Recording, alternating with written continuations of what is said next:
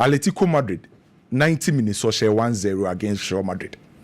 And a game they call 1-1 on aggregate.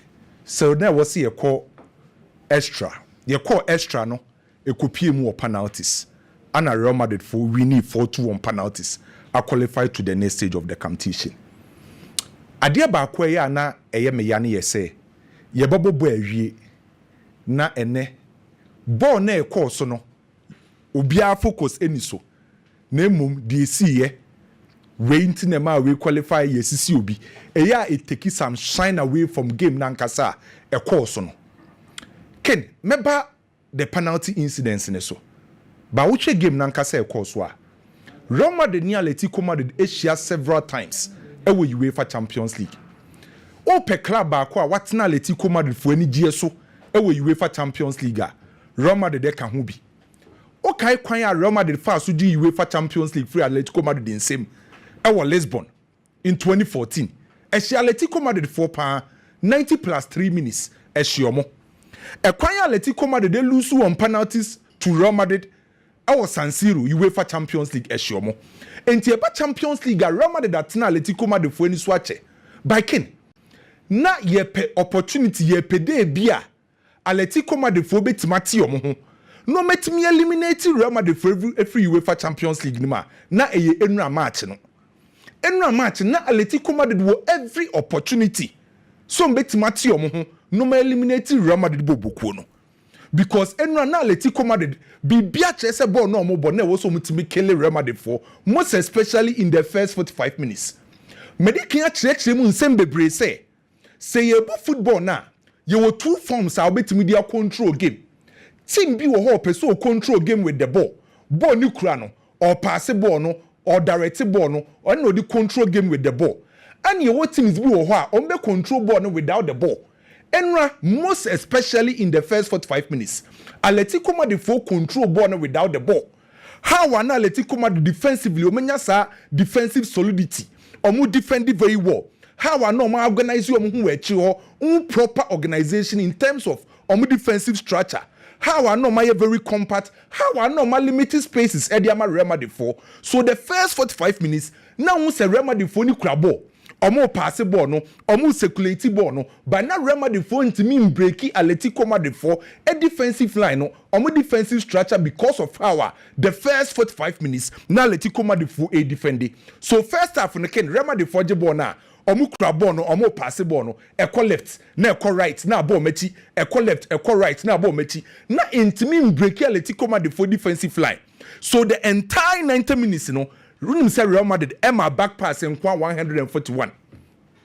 Ball mo bokoma akotwa. Amade na mo boba mo. E ko mechi nkwa no.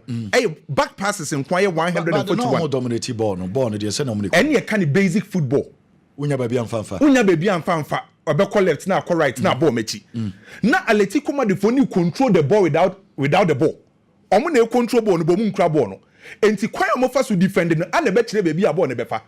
Enti kwan omo fa so defend Emma Madrid intimi nko manim. That's the reason why Real Madrid former back pass 141 passes e de ekwa akire nko a de ekwa the left side e 234 passes eno nko ekwa the left side de ekwa the right side e 246 ana passes ekwa Atletico Madrid for penalty wono e 18. So in the first 45 minutes especially na Atletico Madrid for control the ball without the ball omo control the game without the ball. And the game na so first half no Atletico Madrid full control by na omu nkra ball no. And you were two forms ultimately control game with the ball and without the ball. And the first 45 minutes na Real Madrid dan kasa no kra no omu ball na omu ye slow in their build up and omu movement e slow. So first half na nyoma nkoye mfama Real Madrid. Players are now expect to say ombetima sesa nyoma dia mo no. The first 45 minutes na Jude Bellingham hu game ni so kase esa. Na Vinicius Junior hu game ni so, Mbappe hu game ni so, Rodrigo hu game ni so the first 45 minutes. And the first half na nyoma nkoye mfama Real Madrid. Atletico Madrid enyomo opportunities a na nka me believe say first half no kra no betima kele Real Madrid. But dia ebo Real Madrid ni say o ability a even at the time I know omo bad game no omo timi stay wo game nim. Time na Real Madrid pokra entimi perform very well no. Madrid after so omo concede early goal from Conor Gallagher no Real Madrid for timi manage here stay wo game nim and the how Real Madrid for our character was how UEFA Champions League nim. Even time a enko ye kura no, otimi stay wo game nim, and you cannot talk without mentioning Courtois. Wo game nankase mu. Courtois so saves. Ebo ma Real Madrid fo wo game nim kakra. So the first half in there, na Real Madrid enye impressive.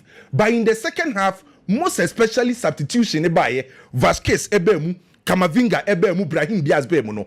Eweke kakra de ma Real Madrid. Time as our players ni bemu no, yehu se Fede Valverde moving from the right side of defense abe same thing ho. So the midfield play in the second half after substitution no, ebe ye Fede Valverde, Jude Bellingham and Camavinga. Three players na had some kind of energy. Ebe mfimfin ho in the second half.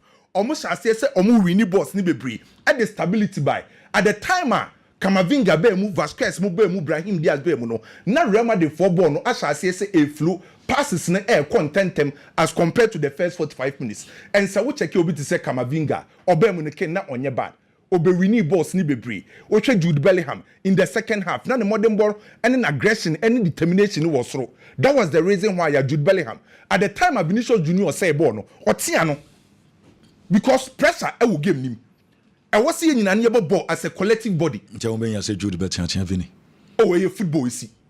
Because when you subo order from now complain. Vinny senior. There be football ni dey a collective work. Yes na omo we chire ni break. Enti when you subo na afi na obe complaining. I was when you subo na brand nyina defending bob. One player no will lose you obi can say Julian Alvarez. Onimbo pototo. Na all city no nimbo sa na e ha na call ye na yi ni sa na. Oh no city no ya de. But ha say nam say onya playing time no asama ni improve more and e building a self confidence. Enti oba ha say no deserve go. Oh enra de man of the match. Enra na eye me ya say ono ne fa ne so ma Atletico Madrid free mu. Ball no boy no na eni say fa ne so. Enti enra ankasa de ken ball na e course no Real Madrid qualify but na a big opportunity. Adema Atletico Madrid say on beti omo ho. Then to the issue of sa penalty no say a double touch. Say nye double touch. Say e kan 9 mienu ansa na e koto atenem say an kan 9 mienu no. A lot of issues ana wo ho. Ken. Dia koso ni nyina ne commentaries ni nyina meti ase. Ye wo omo ye anti Real Madrid for. Ye wo nkofo bebre a Real Madrid de bobo a die be koso bia no or expect say Real Madrid be free. Eye normal Real Madrid for so e wo teams a omo pese tem bi omo lusu. Enti say obi pese Real Madrid lusu a eye normal. Ani ye wo obi wo ho a omo wo sa mindset ne say yes see Real Madrid e de ma omo koyi e win titles. Enti die be si wo game mu bia no onya nipa ni nya sa abotre ne nhwe because of sa mindset na wo nipa ntrim say tem bia yes see opponent e de ma Real Madrid for e ma ne hye.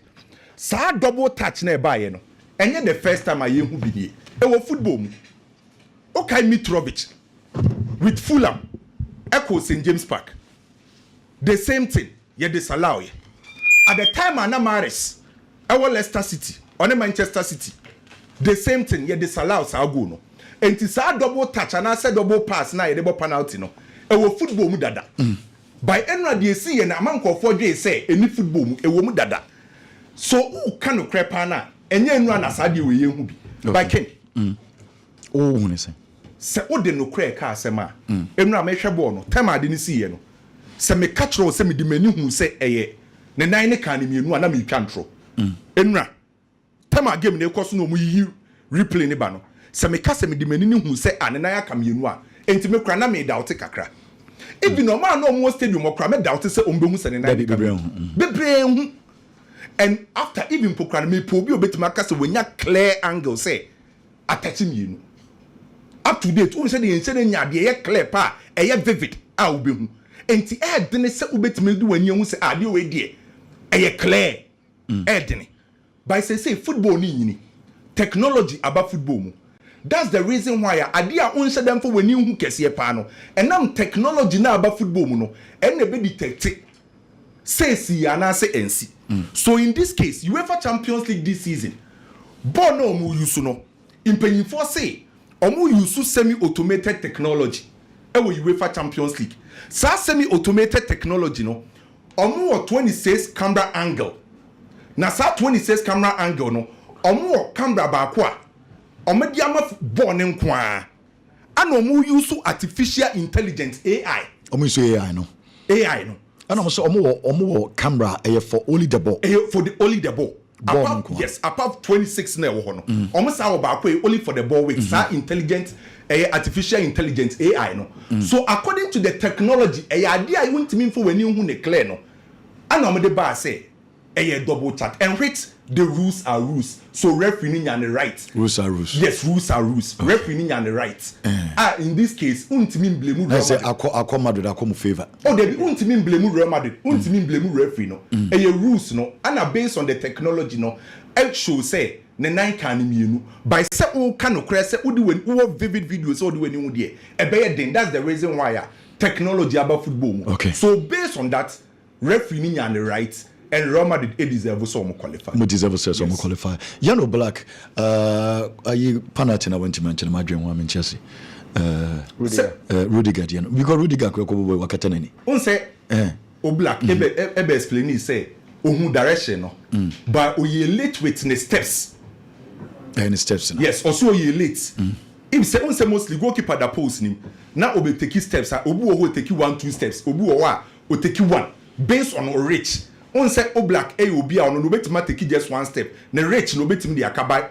When move in tem. I can move in the way to say busa penalty. Kwame Messi about so biggie everybody see about Mamenko best screen so na me say Dawson and no game there caused a lot of controversies. Game the ban and attention in acquire penalty and sense no but game na nkasa a interesting game. New trust in there. Na omon pese ebepon enra ekwa na dwobeye time wo nyina na bebre pese game no enso kra ebepon nemum de tie na Madrid for your winners Atletico Madrid for complaining others and my key angles ne be de course enra ya adwema so came it as say na mema etie for akwaba emba base screens and also because we are going to have a conversation a lot of controversies and never pass a judgment. Because evidence based at the end of the year, no, whether you are ASU member, whether you are for Real Madrid, you are going to have key incidences this game no more. Until we joining on Facebook, ebe boa pass and ebe ya obetim common say who on television also are very very nice. Ken, get any say? First leg no, the OD game no, na Clement Tapin.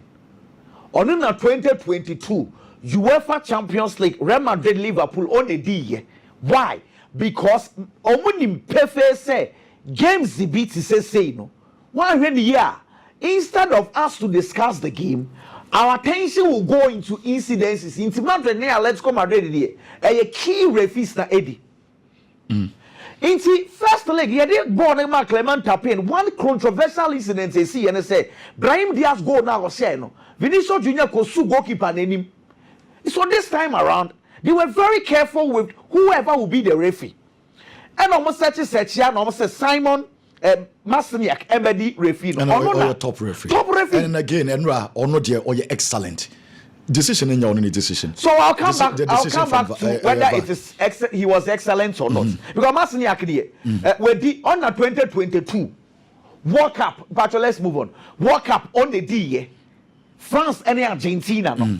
Sa World Cup final no on the day into 2 games in India no che yafa Clement Tapin yafa Masniak on Messi have a conversation. Let's move on now.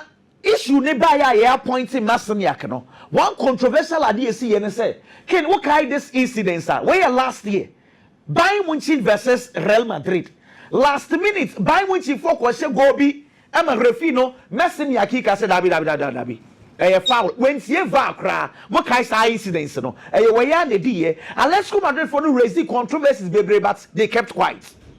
Move on after yen kan komo na kasase so Messi Akidi very very good referee but enra the question what you may be first of all a lot of attention air call Vinicius Junior air call penalty. Okay. Why is it that everyone is quiet about Madrid penalty? Next one. First of all, Osha television as well. Vinicius Junior. And auto form and ordinary 9 bobo or the year cross. And a bon aqua hits it. Guillermo Simeone. Nensa. Nepacho way Wadaroma. If you are watching the screens, we are clearly this is a clearer view. Abonensa was stretching and sano. But Americana na wodi no na odeba no. No betima bia fa ho. Once your hands so now any natural position and my interpretation no to bia na ebibia ho no. Into referee be beji we. Referee for beka to say there be. We any penalty because time I vini crab ball no and I say or top for my no na Madrid play be akra nyeden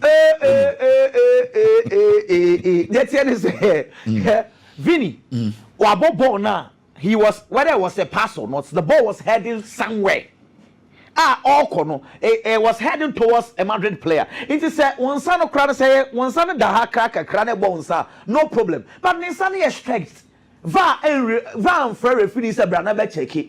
Everyone kept quiet about it. Me, I am surprised everyone is quiet. Who want say a penalty? Of course. Okay. Why is it everyone is quiet about it? Now, back to the second conversation. Man, penalty near Bon Como. Okay. Euro 2024. Born I the ball Euros, not ship ship. Inti ship no. It was census. Inti so be nine kekekekekekekranwa ebe show. Champions League chip ship. And they are basing on the semi-automated. Say so now say chip man can be easy. Aha. In Kanye be a you beep no. Okay. Go make come here we say beep send the 9 ekaya and I say anchor. But fortunately for us, we have videos so it was a 4 penalty in here. Now, let's come and Madrid for no. Omun some more can eyasesa. Yes, a real game no the conversation was the night back open on the boy. Now, on arguments na say, and man say one no mienu ba a foul and you go. But almost say arguments on master Sakwa do ni say, boy and the left and the right thing in our bobo. So simultaneous. Once it is simultaneous, possible say 9 million na betimi abobo at the same time. Set you on one person which say right and then left and echo cabo auto form no. Exactly. But the right and the exercise power. Don't accept to say a double. Now they are shifting because clearly in your body you actually say akwa ne 9 kai. Boy na kasa wo hwe nanim ne niam ya. And it's because on one crankers and kasana interviews na one year interview seriously but dear banner say or catch we see no waka BBC actually we na you picture bia and send a video crowd ana say obeka ya omo ebo penalties no na ne teammates ni bibisa no ana o explain and the live readers and patch say or admit it and na kind I mean clearly Peruma small picture nearby and we be him. I mean what we share squeeze ni bia ne 9 kind what in the picture what in the picture we are exactly so this is it wait anyway ne 9 nyina kind where you cannot hide it this is it you simply cannot hide this one any way and away and so there was a touch a clear obvious now let's have a conversation once more again. Mama next one na fe mama nkasa mi ncho me blame let's go Madrid for kakra and let me explain to you why I didn't see here no ano na there's one camera na air capture Kylian Mbappe and Mbappe turning the channel here in insane mienu said Dabi ade ni o hwe squeeze no so a also 2 touches Kylian Mbappe na in inside 2 and Oko 4th referee on next one. Oko no. Now Lucas Vasquez and Raul Asensio so called 4th referee no. Catches a master 2. One catch with this and Madrid for put you a lot of pressure. Exactly. And them are 4th official and the referee no. So let's go to the referee. Mama next one. Thibaut Courtois. Into plus no 4th referee here Thibaut Courtois dey on so. On so call referee no. But at this time, at this stage, Julian Alvarez. Ball no. As a dean. Because also ye did hadwin kakra ebianka eche kakra because anche Atletico Madrid for this is almost some clarification is say how 10-20 seconds now the real decision big decision like this now the 20 seconds away okay mama first incident Kylian Mbappe complaining Lucas Vasquez Raul Asensio mujina 4th referee no so Thibaut Courtois akọ referee no so sa period ni nyina no referee na Esienya Bucho, so that time na Freddy Valverde. Now watch the sequence very well. Freddy Valverde, when you na costa Freddy Valverde afa ball no so obebo. And referee so munya Buche. So that time ni nyina no obia no be confused. No be say let's go Madrid for no more he. captain of the Atletico Madrid no oye den why wasn't he also complaining telling say yeah no so now protest na course near Madrid for no kwane koye exactly they were quiet Atletico Madrid for they were quiet and nothing na mem so me put blame on the amount say Madrid started some of the pressure neighbor no you guys you were quiet and na referee no nti referee no ma some chamo referee tie de won asum wie no de ma e beat obia ne say owie ya referee no ye catch ne say ball no a hit no play no abo double touch no and no signal let's come Madrid for bench no ye ni say dabi and no de ne nsa e kire ne nan ni mienu say 1-2 or ne nan ni say nti o kire say abo ne nan mienu and o ye say o ye no ana Fedi Valverde the ball no top and o boy nti cameras no kra no and so mo TV so cameras so mo twa ne ade ni nyina no o man say dey hu incidents ni ye because he was very quick. Fedi Valverde na pressure that also. Sometimes I'm also like but big decision say you take it quick because a big decision penalty shootout some mistake we ebetime the name be braba also the 20 seconds I take a decision on this 2 incidents hours since our incident we see we are say Eddie discuss this incident almost the 20 seconds they take it that you say they could have called the referee say uncle Sheva Sasadi ni sia. Now referee take 2 minutes, 3 minutes. Unim say it's also put pressure on Fedi Valverde. The next kick. Okay. It's Valverde no cry referee cast someone can not hold pre now ball no. Because time you knew because the more you wait, the more the pressure ban so. Into referee signal said dabi na no far ball pa and okobo ball no edishe.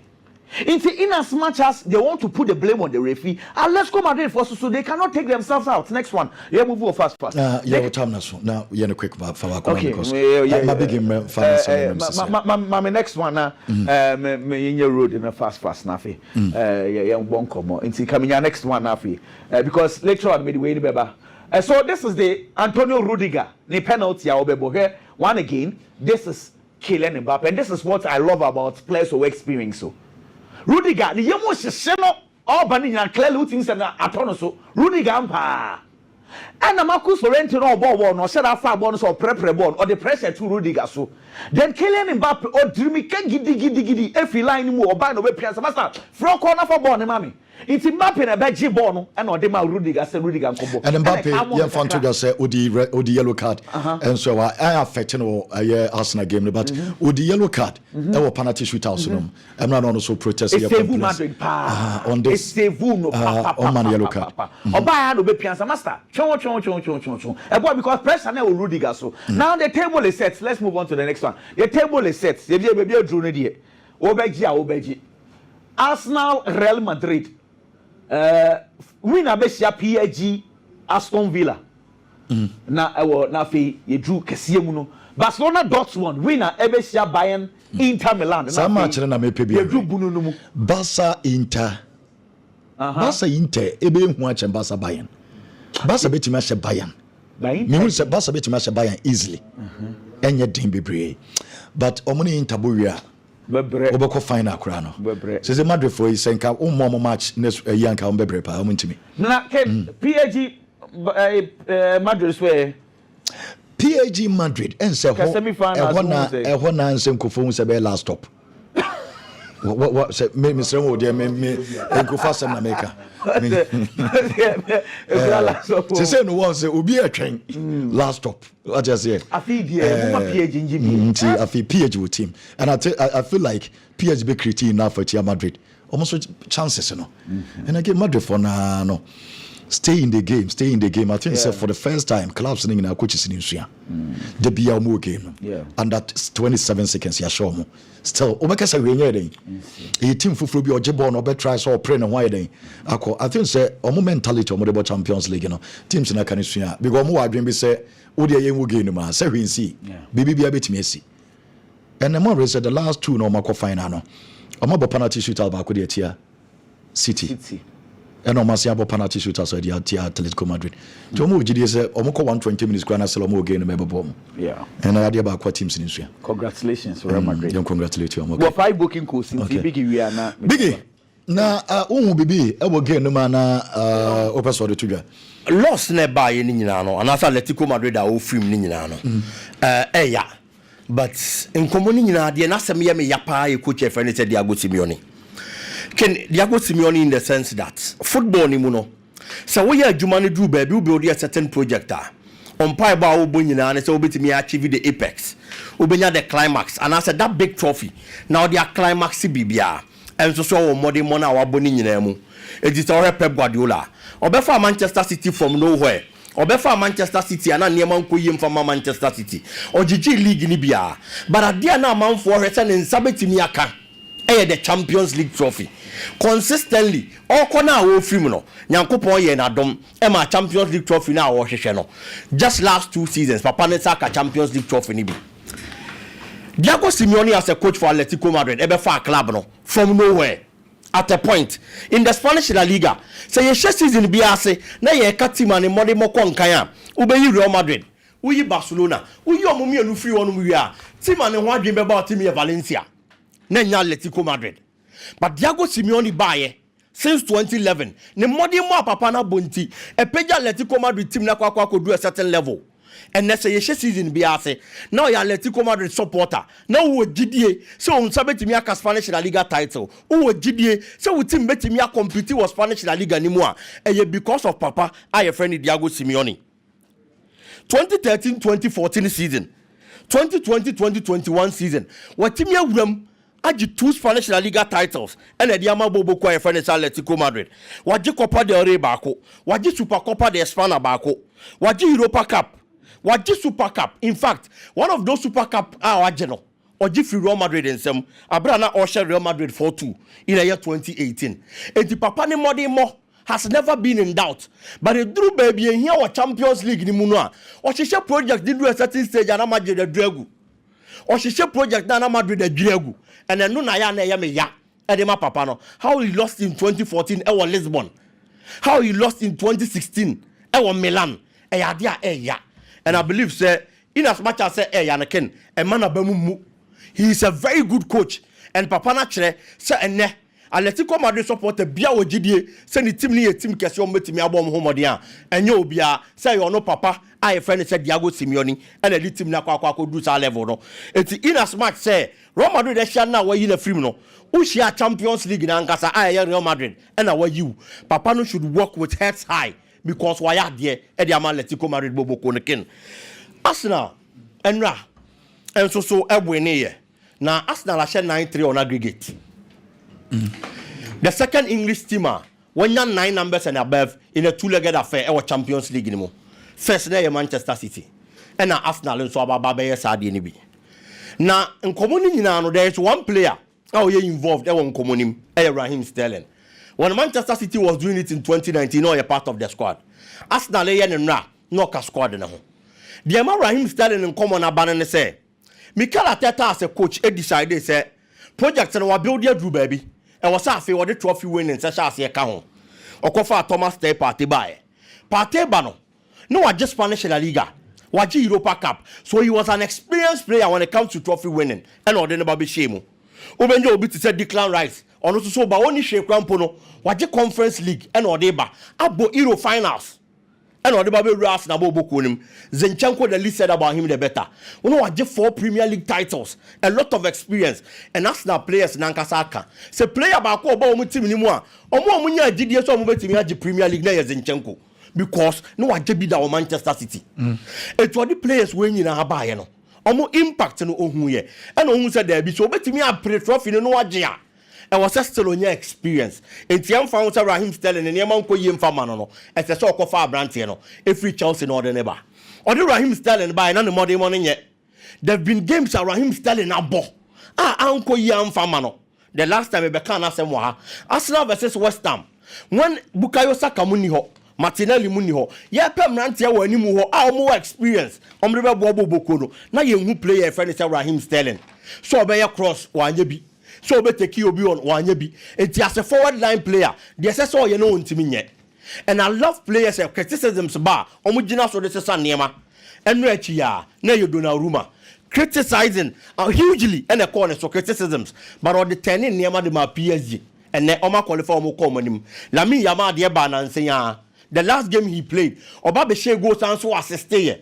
And Raheem Sterling criticisms nebano. Ken enra abrante di so mu ode abo ne homoden Arsenal bo 2-2 or assisted 2 goals ni nyina the last game America won some say against West Ham as a forward line player a winger cross went to me anya bi no eneken na wo ka Jadon Sancho de so no so cross crampo ayo dey e de amano in 2025 enra Raheem Sterling etimi ko nanimu e 4 crosses ba ku locate player man head share e ka assist na wo ye ne ho and one uncle for Real Madrid again, but me say be so the beje say almost Raheem Sterling. Yes. When you go and assist. And he won the man of the match. 2 assists and ra. And more than more branch any boy, you know. So Bukayo Saka muni ho. Martinelli no muni ho. Kai Havertz muni ho. Now he experienced player. What the 4 Premier League titles. Abo Euro finals. In Kola we no was so ye leader. And the man Kola the game na. When you anymore only be Sterling bit my Madrid frame. And they be drew on Martinelli money Saka maba. But so bet me keep up with the same pace they are. Ebeboa. And that's enough one you're confident against Madrid okay. Almost the last time when we share we Madrid 2006. And one Modena Moa. Kwame wasn't Stadium night then. Satama Arsenal mo bebe she na Qatar Stadium. Na mo Qatar Stadium so. Say Qatar so. Is this Sayaba? Biggie. So what to do? Some crazy Ruben about. Hey. This is the audience Barca for no ko. UEFA statement or Modiaba and so I don't know. Where UEFA? I know UEFA statement. Yeah, UEFA for Ankasa the official statement aba. Na UEFA for ne say Abrante friend say Julian Alvarez onya minimal contact with the standing foot no. Time about ball. Into a honor via draw referee attention man. I'm say minimal contact. Yes, that's the reason why initially Nameka say. Okay. What do we need? We say they won't clear. Okay. But because of technology. That's UEFA for Jatum say. Yes, UEFA for Jatum. Did be any So now UEFA statement in the NT Madrid. Mr. Mo, yena yempo machawana. I say omo wiam krofo. Omo bokro no. Omo wi Atletico Madrid na yempo machawo. Omo wi a UEFA for the omo statement. Say minimal contact in. No way do ya against ni no we kron fa nya hwe. Omo ane omo akeka semeti Madrid nyina no. Me gina omo na omo nyina na apa Madrid fa cha. Omo abo no omo na edi animu no say asembi eni ho. Abrante the ball nyiko. But the name you na yeden. A ball no.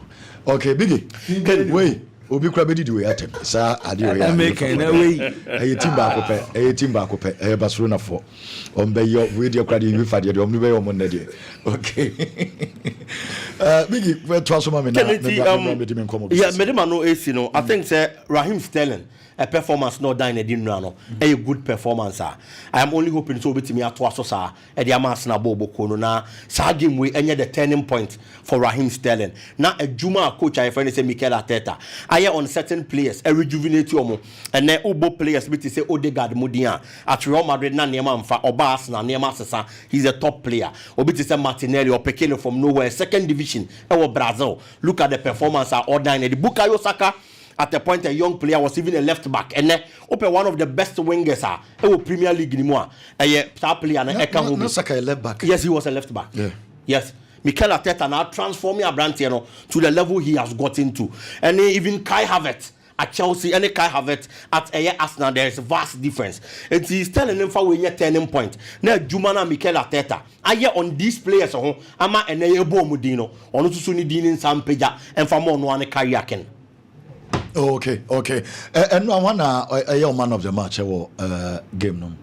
Game there. Casiano, Mr. Real Madrid Atletico Madrid. I'll go for Thibaut Courtois. Would be my Courtois? Yes, he was my difference maker. Without Courtois, Madrid omo position so omo winning titles the last years titles no ma win without Courtois. Yaka Benzema, Yaka Vini, Yaka Jude, Yaka players in Bebre. Without that man. I think seriously speaking, goalkeepers yankophobia the credit they deserve in time for more. Yes, because they be your bobo ni we are. Obo say yes goalkeeper here 9 saves, goalkeeper here 10 saves, why 15 saves, why 5 saves. Now attention na could this striker wash 1 goal. Echo. But you need to goalkeeper ntimi nkonko go for Thibaut Courtois. Champions League especially that game against Liverpool. Finals. He was the man who won it for Real Madrid Boboko no. And ono na J qualification no and so the man Real Madrid and I feel say he is one man without him Ebianca Madrid in new level now Madrid one because goalkeepers no very essential and very important in a year football. So for Thibaut Courtois they can wabon homodin e dia Madrid boboku. Me da say me patcho call e wo bet we no na musuma 20 fato so ma yesisi na me patcho betimi apeke e wo television so wo main TV no so betimi apeke on Facebook but do some people tie aye Lawson Radio 963 no on person mo travel be. Okay. 18A FC 898 first one on 18A FC 898 second one 18A FE B74 18A FE B74 third one 18B 1242D 18B 1242D fourth one